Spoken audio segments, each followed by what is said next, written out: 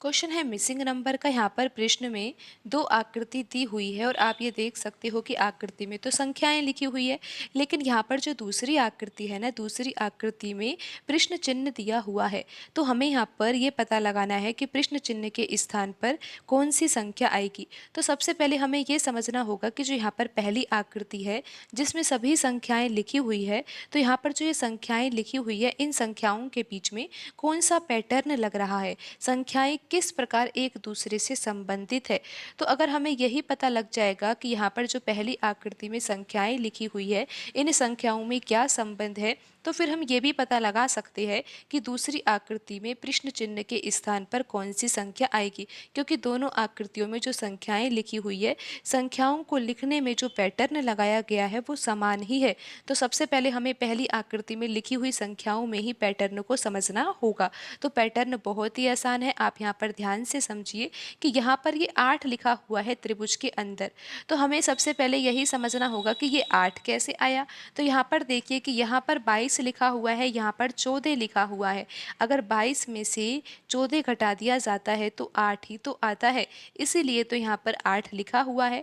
तो अब ये 6 कैसे आएगा, तो आप यहाँ पर ध्यान से देखिए कि 6 को लाने के लिए हमें क्या करना होगा। यहाँ पर 14 है और यहाँ पर 8 है, अगर 14 में से 8 घटाया जाएगा ना तो 6 ही तो आएगा, इसीलिए यहाँ पर 6 लिखा हुआ है।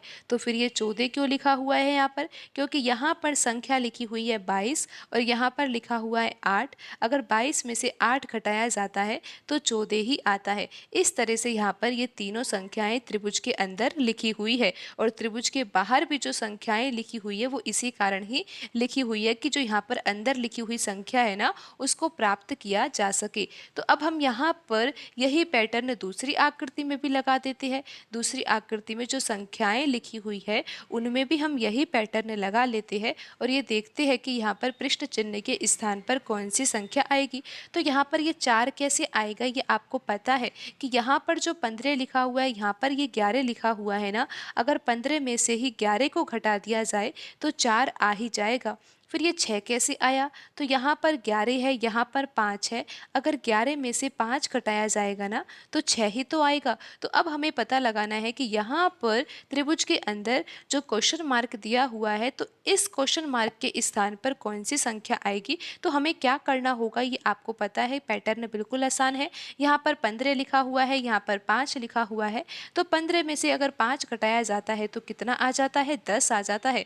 तो यहाँ पर प्रश्न चिन्ह के स्थान पर कौन सी संख्या आएगी, 10 आएगी। 10 कैसे आएगा, यहाँ पर 15 है, यहाँ पर 5 है, तो 15 में से अगर 5 घटाया जाएगा तो 10 आएगा और यहाँ पर प्रश्नवाचक चिन्ह के स्थान पर कौन सी संख्या आएगी, 10 आएगी। जिस प्रकार यहाँ पर 4 लिखा हुआ है, 4 कैसे आया, 15 में से 11 घटाने पर, उसी प्रकार यहाँ पर 15 में से 5 घटाने पर क्या आ गया है, 10 आ गया है।